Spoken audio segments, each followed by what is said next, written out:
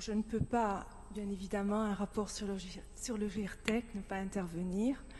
Déjà, dire que c'est un outil qui a été créé par le notariat de Corse, bien qu'il découle de la loi du 24 juin 2006 sur les successions.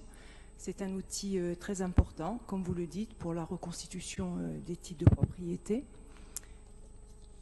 Il a aujourd'hui effectivement pris son envol au niveau international, puisque comme vous l'avez dit, le Japon a été intéressé par ce groupement, puisque au Japon on trouve le même désordre foncier que sur notre île.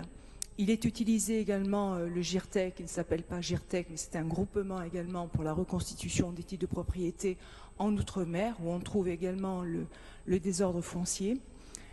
Moi, la question que je me pose aujourd'hui, c'est cette convention que vous passez donc avec le GIRTEC. Je comprends très bien, vous allez donc pour identifier des biens où il y a une absence de titre de propriété, des biens qui sont sans maître. Ensuite, nous allons où, Monsieur le Président? Une fois que vous avez fait cette identification, est-ce que la collectivité pourra aller jusqu'à instrumenter? Je vous pose la question.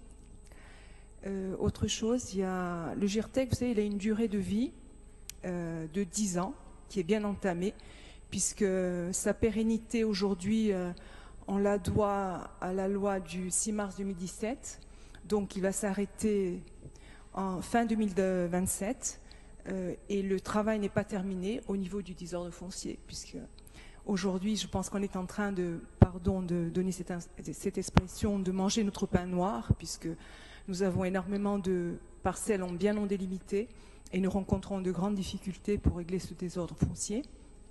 Alors je pose la question, est-ce que demain le GIRTEC ne sera-t-il pas intégré à l'office foncier pour pouvoir le pérenniser et pouvoir enfin régler ce problème de désordre foncier en Corse? Merci.